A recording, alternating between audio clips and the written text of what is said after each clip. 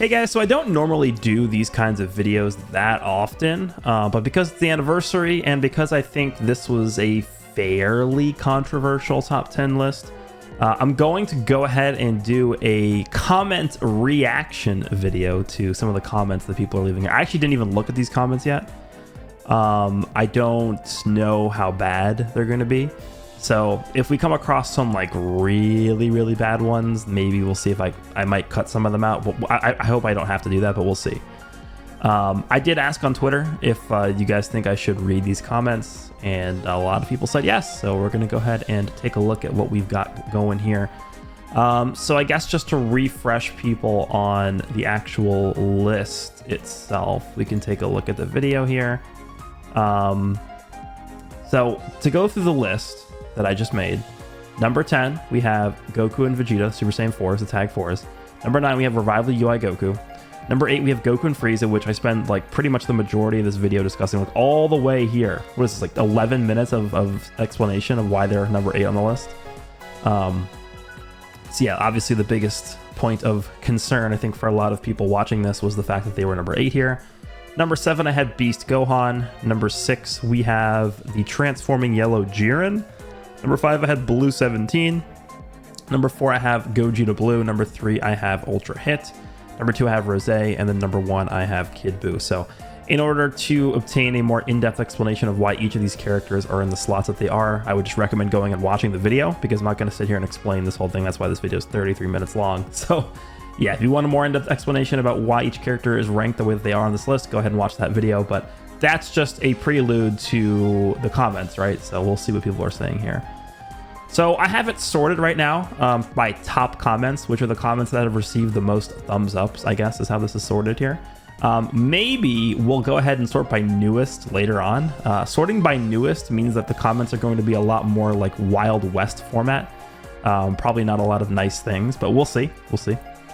Okay, so we'll start off with this one, obviously the first one that pops up here. So as a person who summoned on Buu, let me actually expand this. As a person who summoned on Buu, he basically draws infinite blue cards using his green. Yep. On top of that, always locks in the enemy. Yep. Depending on the situation, it's a guaranteed death. With his great healing and utility on top of the blast armor, which every unit needs these days, I actually would, yeah, I do agree with that. If you are a melee type character, I would just assume that you should have blast armor, right? I mean, it's just a given at this point. Coupled with key recovery and ultimate damage per card buffs, as well as insane draw speed when he fills up his gauge, I can see why he's still top 3. And almost forgot to mention the fact that he can restore his gauge 3 times, 1 rush, the other 2 from the blue cards, and his buff deletion has saved me from having his endurance proc. So yeah, he's just talking about how absurd Kid Buu is, which is, again, I have Kid Buu at number 1 on my list. I have him as the best unit in the game here. I mentioned in the video that I think you could interchange spots 1 through 3. So Ultra Hit, Ultra Rose, and Ultra Kid Buu, I think, can all sort of go into the first position on this list. Because they're all insane, right? If you have Hit at number 1 on your list, if you have Rose at number 1 on your list, or if you have Kid Buu at number 1 on your list, there's not really much of an argument I can make against that, because they're all viable of being number 1. So yeah, Kid Buu is ridiculous. I'm not going to read the replies to the replies. We'll just read the main comments here. Yeah, I've had a lot of people mention this to me, actually. I'm actually surprised that a lot of people are talking about this when it really doesn't matter. This is in reference to yellow Jiren countering AoE green cards. Like, you understand how uncommon that is, right? So first of all, Jiren has to be doing nothing to counter, right? So Jiren has to be like in neutral, basically. He basically has to be like UI Goku when he dodges to counter an AoE green card, which number 1 is not always the case. And I just don't feel, isn't that like once only or something? Like, it's just such it's such an underpowered mechanic, and I don't think it actually makes the character any better or worse. Like, I feel like it's actually a non-factor. So that's why I didn't even mention it. But a lot of people are pointing that out, and it's like, I don't know. I don't feel like it's that big of a deal. The fact that he's called the number 10 spot just solid goes to show how insane the units above are. Yeah, so number 10 on the list was the tag force. I mean, the main reason why I used the terminology just solid is because that really is what they are. I mean, they're not doing anything super crazy, but they're also just really solid. I mean, it's just, they're doing a lot still. If like they are the heart of the GT team. I think Purple 17 is actually a lot better than people think still. I'm definitely not as high on the Zenkai Yellow Super Saiyan 4 Goku as a lot of other people are these days. I think he was really good on release, but he very, very quickly got power crept. But the Tag Force have a lot of utility. They bring a lot to the table, but they also aren't like super dominant, right? So that's really the best way I could describe it. They're just really solid, right? So that's why I said that. Gogeta Blue is still fairly common. Most people in NAQ seem to have skipped Kid Buu, so no one was really countering him. Hit is also quite common. Yeah, so this is the big thing that I sort of wanted to mention and emphasize in the actual top 10 video itself, was that I noticed this past season or two that there's actually been a significant difference between the metas in North America, which is where I used to play, and where I think most of my viewership plays, and Asia, in Japan. I mean, there's definitely like multiple Asian queues, right? I mean, I assume I'm not fighting people all the time from like, I don't know, like Indonesia, right? They probably have like a different queue there. But in the Japan area, where I'm queuing up right now, I feel like there is a pretty significant difference in the meta as opposed to North America right now. And it's not something I think we've really seen that often. It's always sort of been close in terms of what were the most used characters, etc. But with the release of Kid Buu and then going into the anniversary with Goku and Frieza being part 1, I do actually feel like there has been a slight shift in, I guess, I don't know, the mindset of players where they want to spend their CC and stuff like that. Because in my experience, the reason why I have Goku, the main reason why I had Goku and Frieza at 8 on this list, I do think they are quite good. But you see Kid Buu and you see Rose every match. I think Kid Buu, you literally cannot go 2 matches without seeing Kid Buu. Like, it's inevitable. You see Kid Buu every match. And Kid Buu is the biggest counter to this character, probably, Goku and Frieza, which is ridiculous to me. It's like you have the anniversary planned essentially a full year in advance, and the character that releases right before them is like the biggest counter to that. Like, it's just so stupid. It doesn't make any sense at all. The anniversary headlining character, really? You can do that to them? But yeah, that's the biggest reason why I have them at number 8. Again, the entire list itself is basically just a meta snapshot. It is not this character is better than that character or that character is better than this character.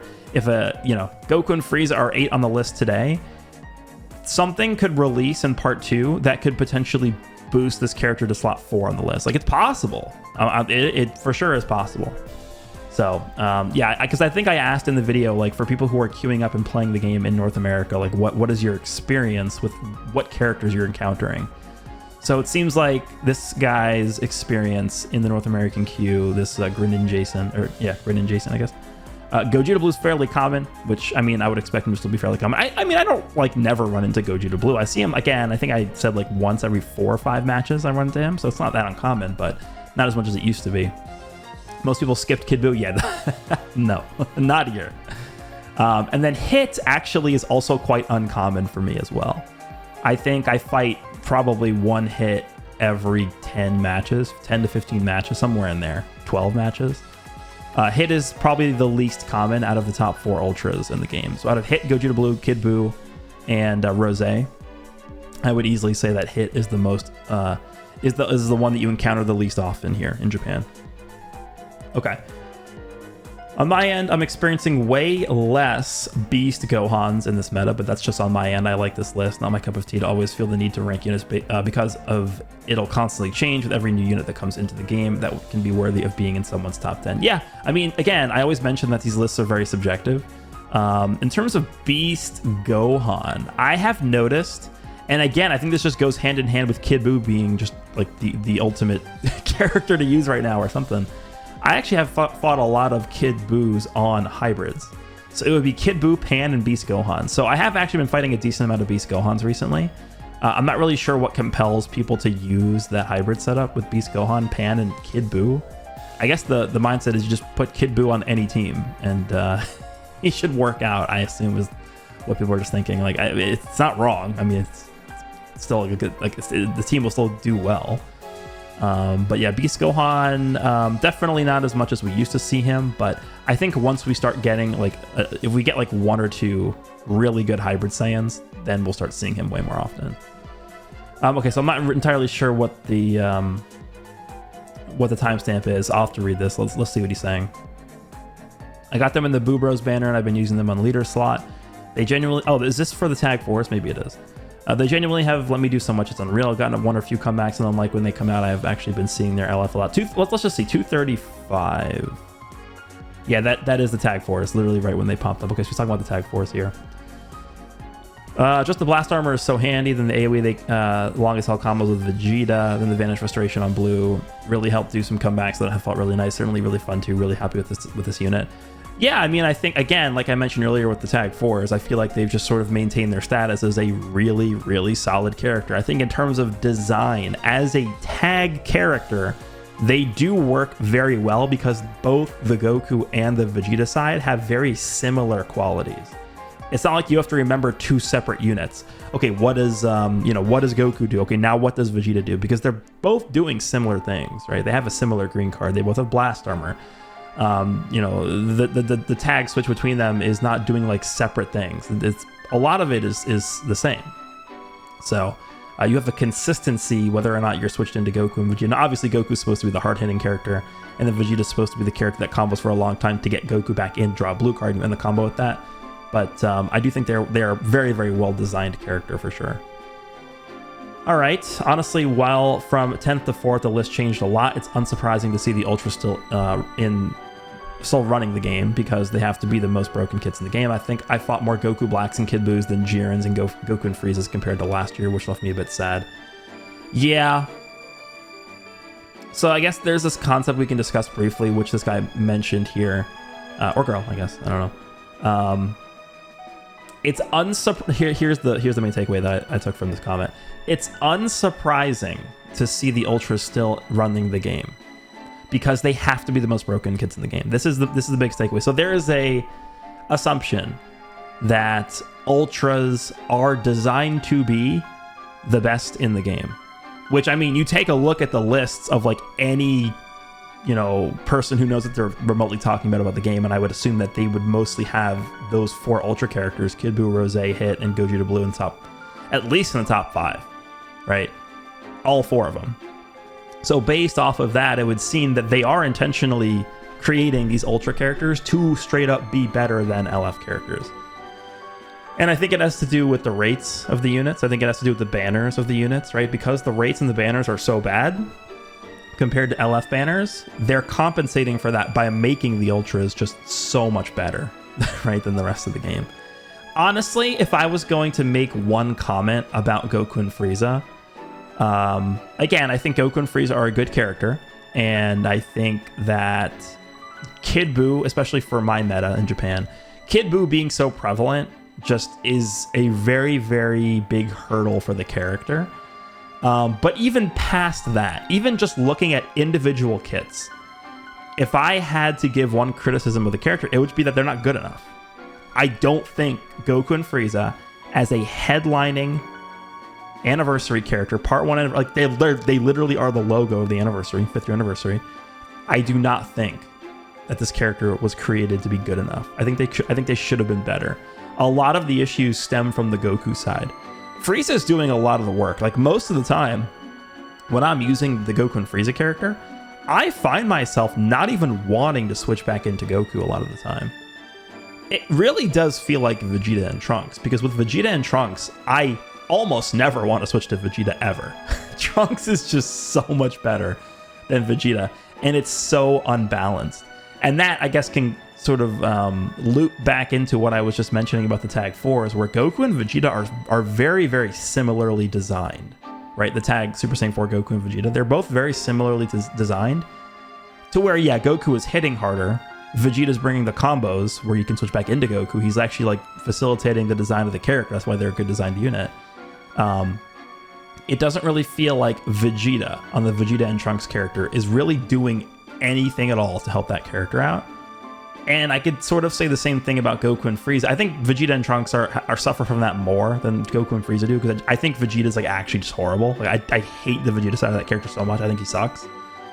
And if Vegeta was literally just the same thing as Trunks, that character would be so insane. Like that's what they should have been. The Vegeta side should have just been the same as Trunks. Literally, it should have been the same thing. And when it comes to this Goku and Frieza character, I don't think Goku is like bad, right? I don't think it's like the Vegeta side of Vegeta and Trunks. I think Vegeta's like actually bad.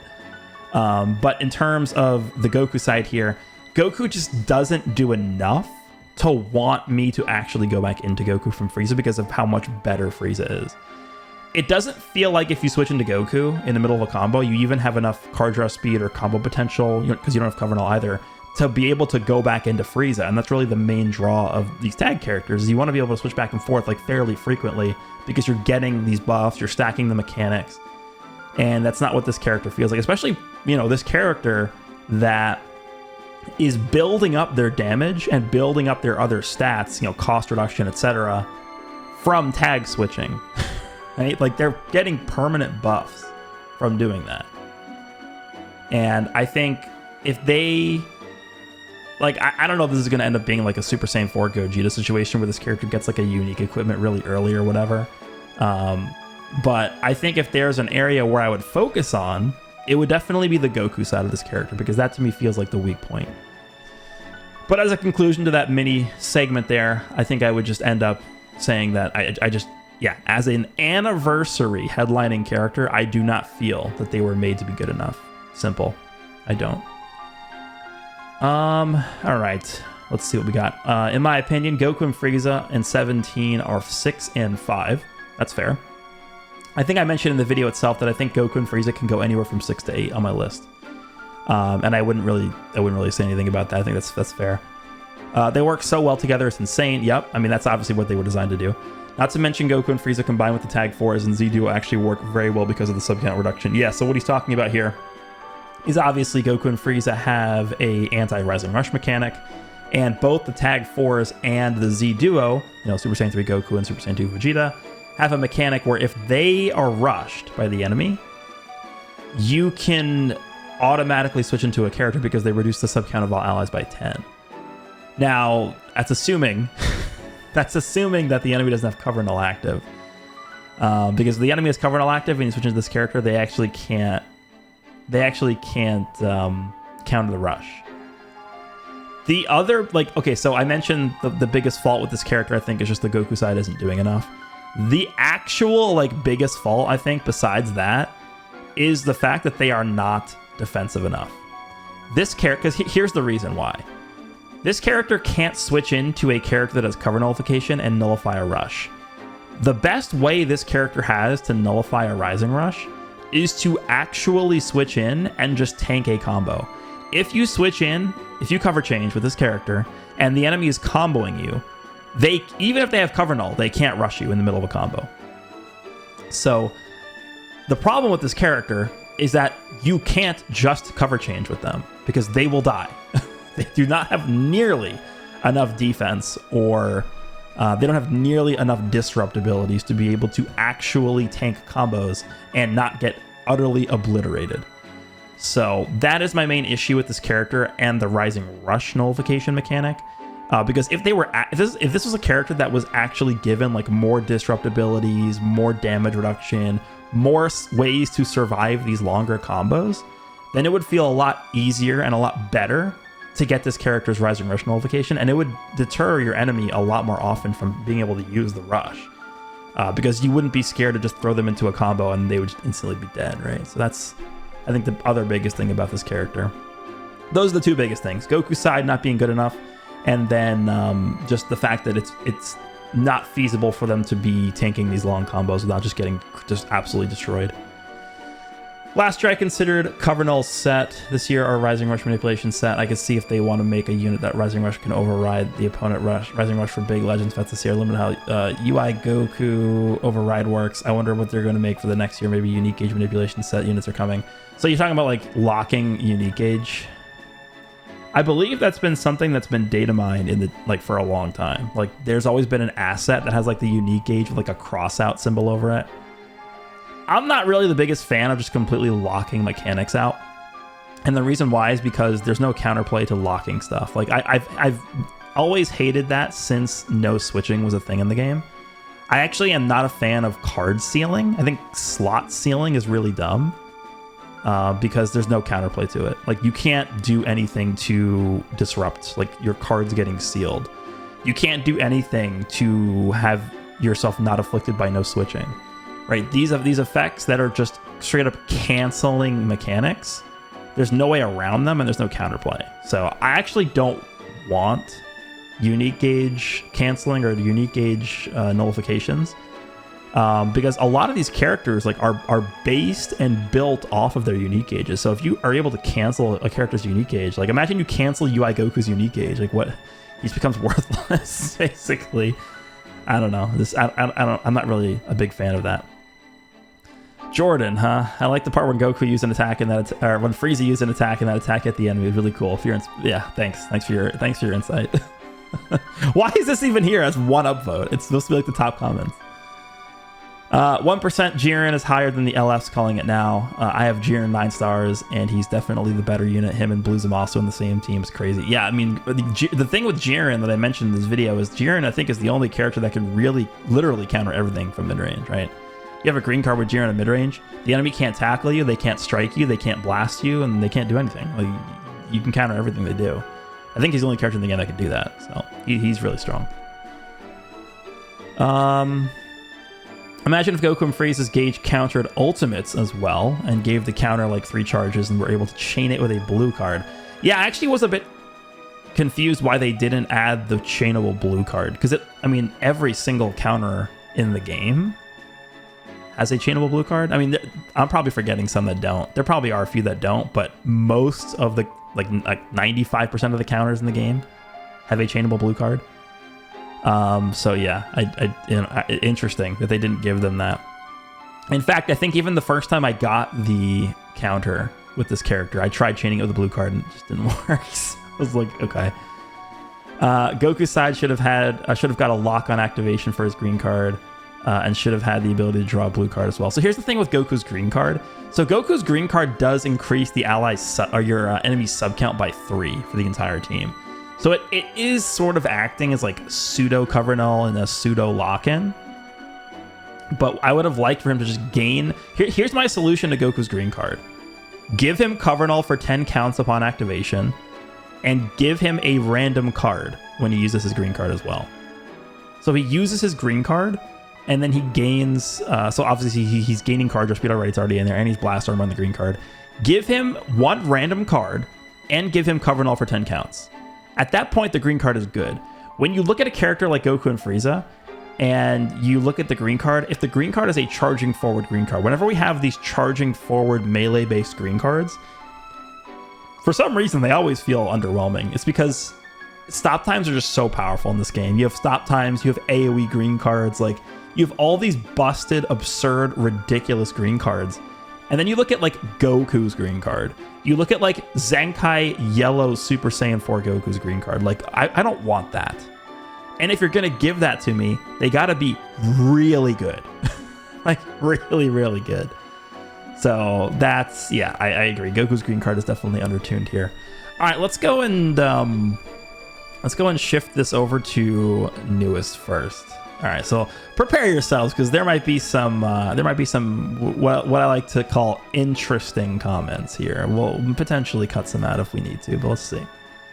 All right, so newest comments here. What do I think of the tag androids? The tag androids actually are not horrible.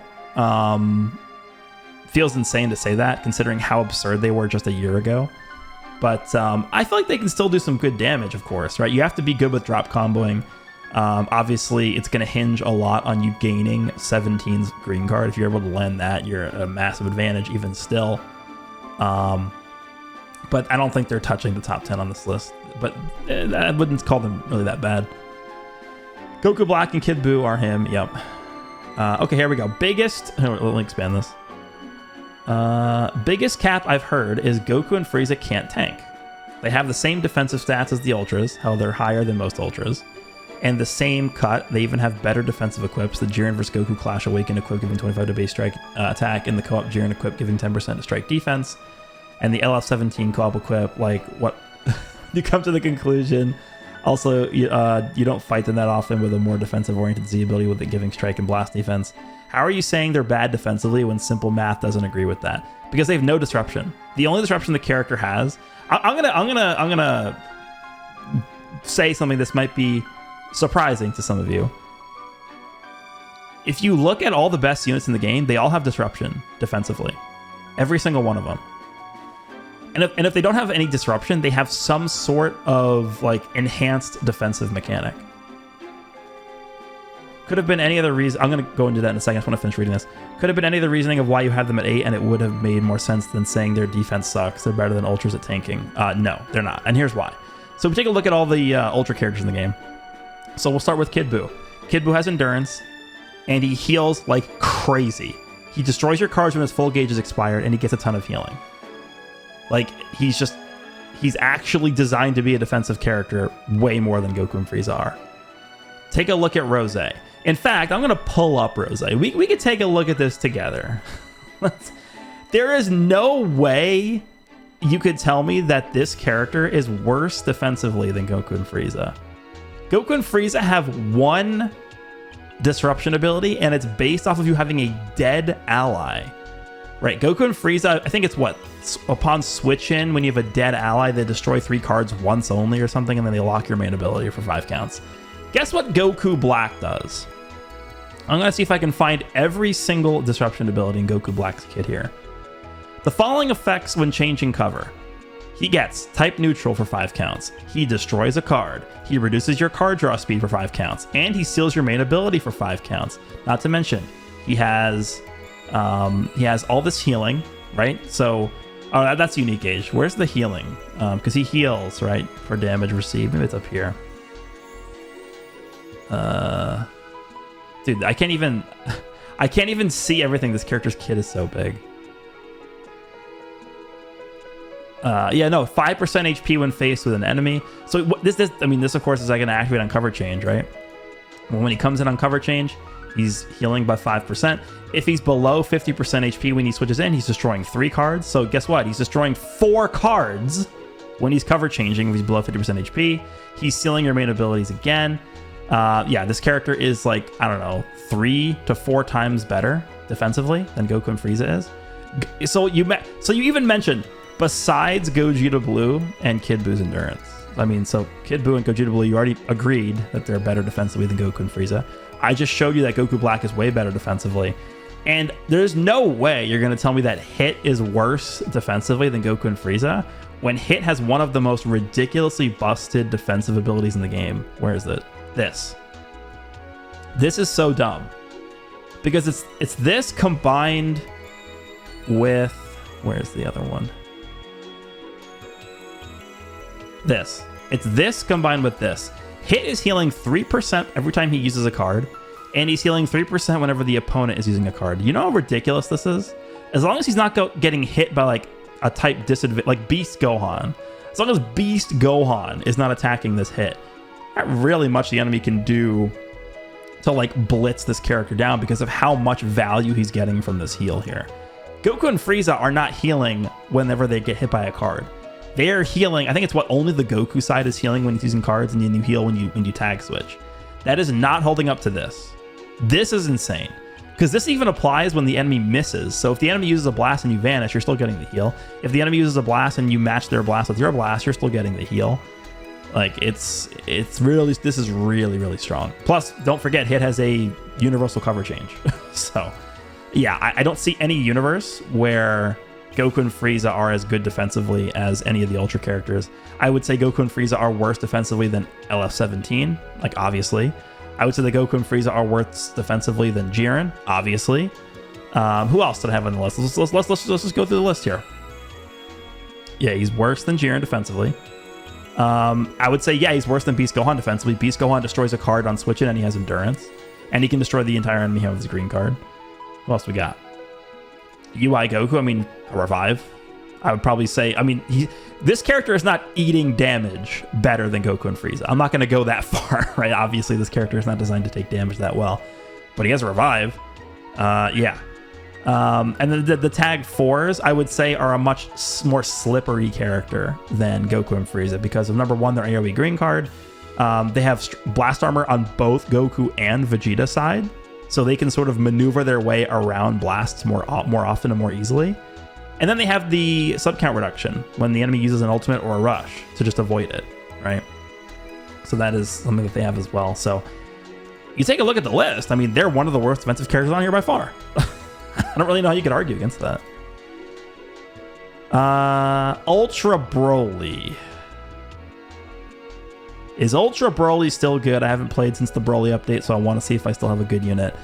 Ultra Broly, I think, actually is still pretty good, but the problem is pretty good doesn't cut it anymore. I guess is the best way to describe pretty good.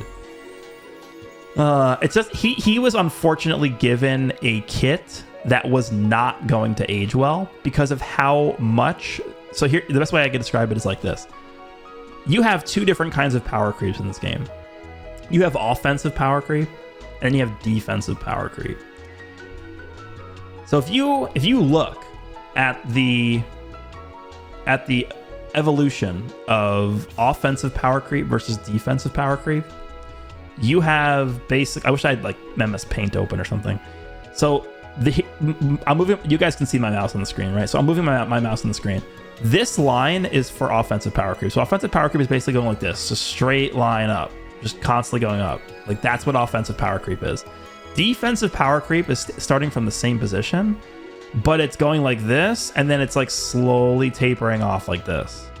And so right now, there's a gap, right, between offensive power creep and defensive power creep since this Broly has come out. So the problem with Broly is because he's so reliant on his unique gauge, with him getting hit to get his full unique gauge, and it not being nearly as powerful as like Ultra Gogeta Blue's unique gauge, he hasn't really aged the greatest because just the offensive power creep has been so overwhelming. That's my reasoning for that. I have max arts boost on Goku Black. Well, congrats on your free god ranks. In North America, I don't think a lot of people summon for Kid Buu, so I really do only see Gogeta, but I see Rose more often than anything.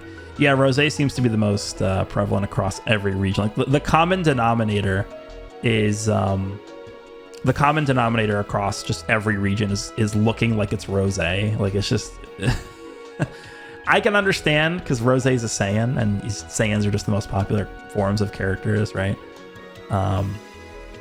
So I mean that makes sense.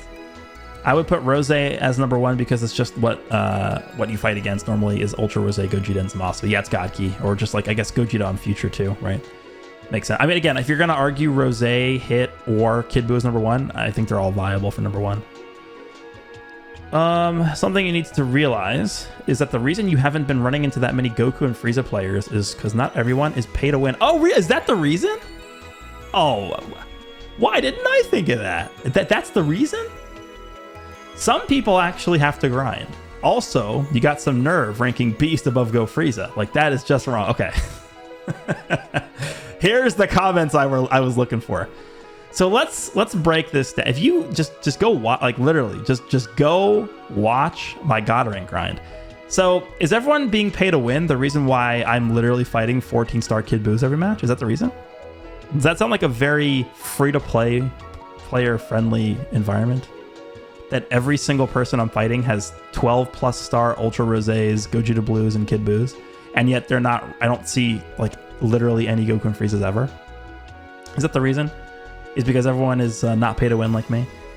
So instead of Goku and Frieza, the anniversary headlining character, we're running into 14-star Ultra Kid Buus every match. That must be the reason. Yeah, this sounds correct to me. Yeah. You got some nerve-wracking Beast above Goku and Frieza. Beast is clearly a better. Right now, Beast is better. Yeah, I think so. I mean, again, if like I mentioned in the video, you can put Goku and Frieza above Beast. I'm not really going to argue against you, but Beast in a head-to-head competition, Beast is better. Team-wise, no. Right, team-wise right now, I'd say Goku and Frieza easily is a better team, but Beast is for sure. He's better than Goku and Frieza. Yeah, this is a very sad situation for this character. The tag Boo Bros. I mentioned that I don't think Goku and Frieza were designed to be good enough. And that was mainly just because of their place as a headlining anniversary character. right? They're basically like the release of the year, the #1 release of the year, the anniversary headlining unit. They need to be good, right? It was kind of embarrassing when Super Saiyan 4 Gogeta came out, and he was just straight up worse than Zamasu, like by a decent amount. And that's obviously apparently how they felt as well, because they very, very quickly came up with that unique equipment. That was, honestly, it's probably still the most ridiculous unique equipment we've ever received. That Super Saiyan 4 Gogeta unique equipment. It's like between that one and Purple Cells, I think. But yeah, the Boo Bros, I mean, unfortunately, the Boo Bros were just a monthly LF character. And I would agree that they certainly are not good enough. I think there's a lot of things they could have done to make that character better after using them for a long time. I think they were just a little bit scared of the preparation transcendent Kamehameha mechanic, and that's why they might have undertuned them a little bit. But I don't really think that they're competitive with the best units in the game. I just don't think so. All right, let's continue. We'll do a few more, and then I think we will wrap this one up. I didn't really like Goku's green card at first, and I still don't love it, but it's grown on me. The +3 sub count with the amount of damage they do allows for some really gross nice. That's true. I mean, yeah, the +3 sub count effect on the green card is definitely it's a valuable ability for sure. But when the thing is, right, when you look at every single character in this list, the one common denominator is pretty much how absurd every single green card is. With the exception of maybe like Revival UI Goku. He probably has one of the weaker green cards, right? So again, Goku and Frieza. The Tag 4s have one of the most annoying ones ever, the AoE, right? Then we get over to Beast. Beast has a really good green card. The fact that this green card can reset his gauge, like this is... You can go on ridiculous rampages with this Beast Gohan and this green card resetting his gauge. Jiren, post-transformation, has a really powerful counter. 17 is one of the better green cards in the game, and then we get to the Ultras, and at this point it's just history. Like, yeah, Gogeta Blue's green card is insane. Hit literally has a Rising Rush for his green card. Rose, and you guys know, I don't have to explain this. And then this is like, I have Silly Putty in my brain green card. So I don't think Goku's green card is bad, but if at this point, if you're an LF character or you're an Ultra character and your green card is not doing something stupid, then it's not good enough, unfortunately. I mean, I don't think that's a good thing, but that's just how the game is now. The most common Ultra you see like almost every match is Rose. Yeah, so it seems like Rose across every region is a very common character. I think at this point, Kid Buu has probably overtaken Rose in terms of how often I see him. But yeah, it seems like, across every region, Rose is like generally a top 3-2 you see every character match. Or a character you see every match. Beast Gohan in top 3. I will say this. If Beast Gohan gets like an Ultra hybrid, like if there's an Ultra Super Saiyan 2 Gohan that comes out, and he's like a top 2 unit in the game, Beast Gohan can definitely be top 3. Easily. I could see it. I can 100% see it. Another top 10 lost. I don't know what this means. Literally every LF or Ultra character there is a top 10. I don't know what this means. In EU, you see Kid Buu once in like 10 fights. Yeah, I mean, I feel like I've received similar comments from people in North America as well. So it really does feel like there is a significant divide between the metas in Japan and the EU. And honestly, just Japan and the rest of the world, it seems like. As an Asian player, we would like to deliver extra emotional damage by using all the top 3 units in this list in PO team, even though it doesn't work. Yeah, I do see that team a lot, actually. It's true. This will be the final one. So it's really a 2-tier list, Sparking on the bottom and Ultras on top. Don't see much to the point of arguing placement for the top 4, bottom 5, before Super Saiyan 4s. At this point, yeah, it kind of does feel like it's just 2 separate tier lists because of how much extra effort they put into the Ultras just to ensure that they're better than the Sparkings. Like, it really does feel like that. And that is the reason why I feel like this character just wasn't good at, like, they're just not good enough. Like, this Goku and Frieza character, I'm sorry. I put them at number 8 because of the fact that I see this character every single match against Kid Buu, and he's like a very, very big targeted counter. I don't know if I want to say targeted counter because I don't know if they did it on purpose, but he's a really big counter to this character. But even without counting, you know, Kid Buu and Rose and Hit and stuff like that, like this character's not good enough. Straight up, like they should have been better. They should, as an anniversary headlining character, I'm sorry, they should have been better, 100%. But yeah, it does look like, I mean, it's been this way for a few months now. A few lists have been like this, where it's just like Ultra, Ultra, Ultra, and then Sparkings, right? That's just, there does seem to be a mindset that the developers have where it's like, we must make the Ultra characters better than every Sparking. Like, I don't know if I like that mindset, but I think it's the way it is because of the way the banners are. I think it all stems from that.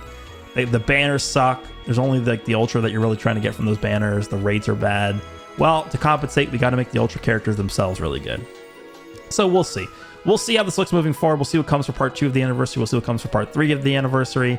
Let me know down below what you guys think of this kind of video. I don't really do this too often, but felt like for the anniversary, maybe it was time to start doing this again. So hope you guys enjoyed this one, and I will see you all in the next one.